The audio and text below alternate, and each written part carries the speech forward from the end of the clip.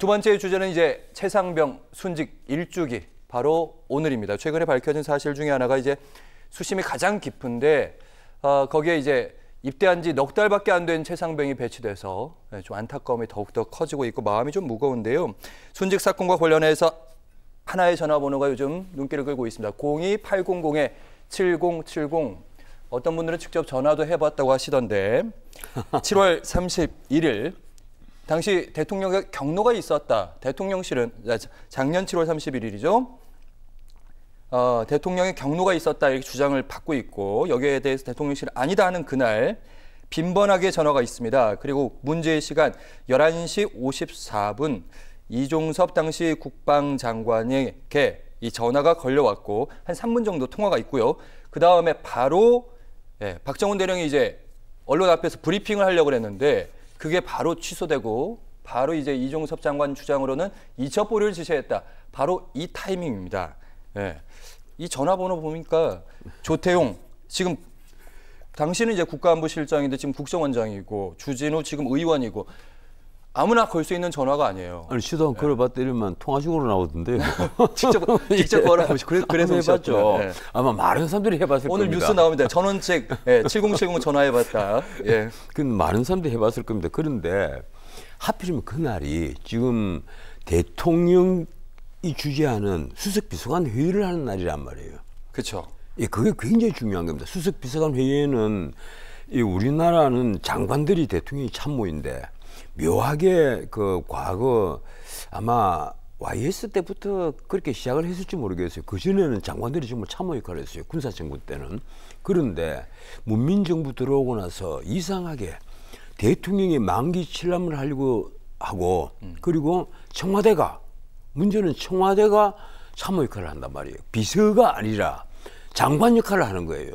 그리고 장관들은 완전 로봇가 되어버린 거예요. 그래서 수석 비서관 회의에서는 마치 군대 참모들처럼 이 사단장이나 군단장을 모시고 회의를 할 때처럼 모든 예하 부대에서 돌아가는 사항을 각 부서별로 다 보고를 한단 말이에요. 자, 이렇습니다 하고 마찬가지예요.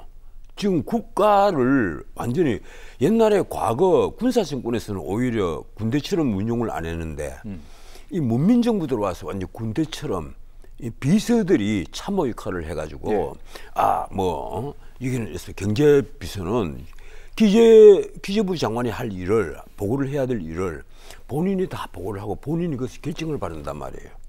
그러면 기재부 장관은 뭐가 됩니까? 로봇가 되잖아요. 이런 식으로 그 수석 비서관 회의에 무게감을 두고 가령 문재인 정권 같으면 문재인 대통령이 그랬잖아요. 늘 수석 비서관 회의에서 A4 용지 들고 와서 읽지 않습니까? 그게 유일한 소통 창구였단 말이에요. 근데 윤 대통령도 이날입니다. 이날 이제 800국에 7070 전화가 가령 국방부 장관에게도 그 시간에 그 무렵 시간에 가고 어디에도 가고 그리고 법률비서관하고도 가고 뭐 어디에도 가고 그리고 그 전화를 받고 난 다음에 이종섭 장관이 이계환 해병대 사령관에게 그거 안 넘기도록 해 이렇게 했단 말이에요. 기록을 바꾸시게라 안 된다. 그래서 지금 이제 민주당 쪽에서 주장하는 전 변호사님 바로 여쭙겠습니다. 이 정도 통화를 할 수 있는 전화를 걸 수 있는 사람은 보통 높은 분이 아니잖아요. 그렇죠. 누구라고 짐작할 수 있어요? 모든 사람들이 다 대통령이라고 믿고 있죠. 대통령 야 어디 연결해봐 이렇게 믿고 있죠. 그럴 수밖에. 대통령 아니면 대통령 비서실장이겠죠. 어디 연결해봐.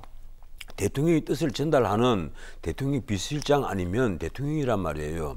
문자 그대로 1인자이면 2인자일 텐데 그 전화가 이제 걸려가고 그리고 그 직후에 박정훈 해병대 수사단장이라는 분이 수사를 한 겁니다. 조사를 해서 자기 나름대로 8명인가 명단을 만들어서 넘겼잖아요.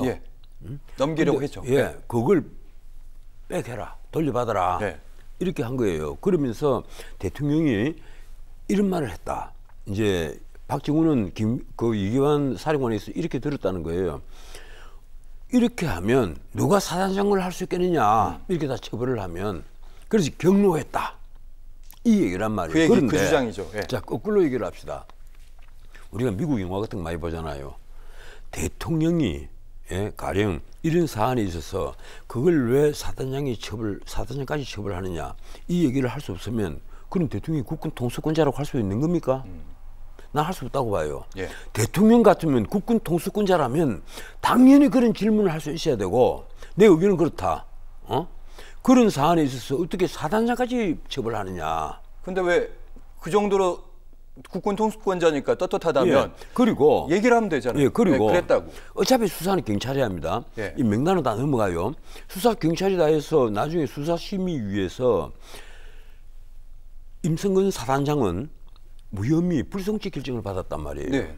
그 말은 뭔가 하면 지금까지 저도 가령 군사법원에 오래 있었습니다만 군사법원에서 그 가령 군대에서 누구가 어느 선까지 책임을 지느냐 했을 때 이 차상위 지휘관 그건 모르겠습니다. 가령 어떤 병사들 문제가 생기면 중대장, 대대장까지는 모르겠는데 연대장을 처벌하려 한다 이러면 네. 직접적인 인과관계가 있어야 돼요. 직접적인 범죄 행위가 있어야 된단 말이에요. 사단장도 마찬가지입니다. 직접적으로 야 너 헤엄도 못 치는 놈이지 뭐 헤엄 치는지 못 치는지 잘 모르겠지만 너 무조건 옷 입지 말고 뒤에 들어가 이런 식의 직접적인 명령을 했다면 또 모르겠어요. 예. 그래서 사단장을 처벌하려면 문자 그대로 사단장에게 진술 조사를 받는다라거나 그 범죄를 증명할 수 있는 어떤 자료가 있어야 되거든요. 근데 그런 자료가 없이 그걸 넘기겠다고 하니까 대통령 입장에서는 그렇지 않아요. 전례가 없는 일인데. 예. 이건 정말 전례가 없는 일이에요. 내가 이 군사법원에 있는 사람들을 물어봤어요.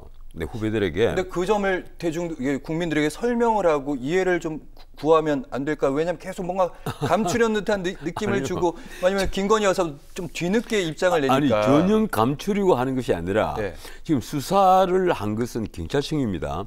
그 알겠습니다. 경찰에서 이제 경북지방경찰청에서 수사를 해가지고 그리고 수사심의위에서 그 민간인 전문가들 다 들어가서 기록을 다 놓고 검토를 해가지고 이것은 무혐의다. 변호사님, 그래서- 저희가 시간이 없다고. 그 불성취 결정을 했잖아요. 알겠습니다. 근데